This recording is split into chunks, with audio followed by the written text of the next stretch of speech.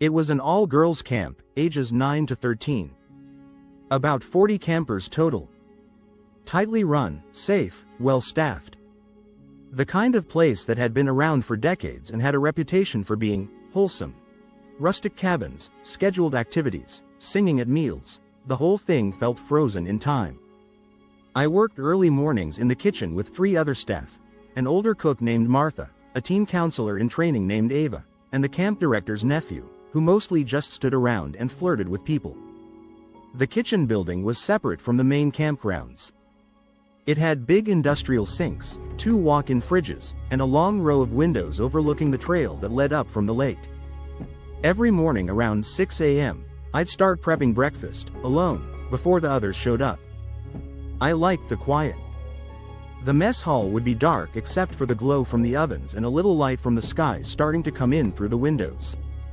One morning in early July, I was cracking eggs at the prep counter when I felt this weird sensation. Like someone was watching me. I looked up. There was a face staring in through the window. A little girl. Pale. Blonde hair slicked to the sides of her head like it had just been soaked. Her eyes were wide open.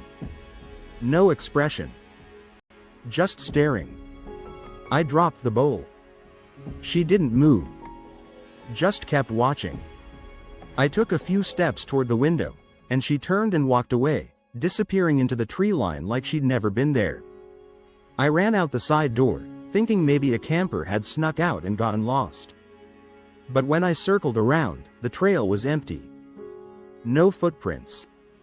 No rustling. Just early morning fog drifting through the trees. When Martha and Ava arrived, I told them what I saw. Martha didn't say anything at first. Ava just blinked and said, "What did she look like?" I described her. Wet hair, blank expression, no shoes, in what looked like an old-fashioned white nightgown. That's when Martha spoke. "She's not one of ours," she said quietly. "We've seen her before. Apparently, a girl drowned in the lake in the 1970s. No one talks about it. No record in the brochures, no mention at staff orientation. But according to Martha, who's been working there since 2006, every couple of years someone sees the girl. Always early morning. Always the kitchen window. Always watching." Later that week, Ava pulled me aside and showed me a photo on her phone. It was an old camp staff picture from the dining hall bulletin board. Black and white.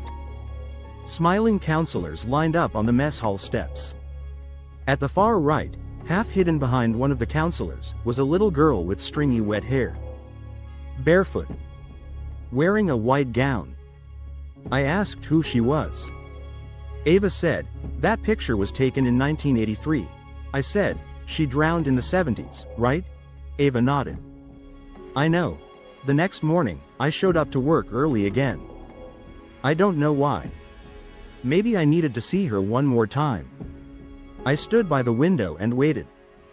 Nothing. I turned away, and heard a single tap on the glass behind me. I didn't look.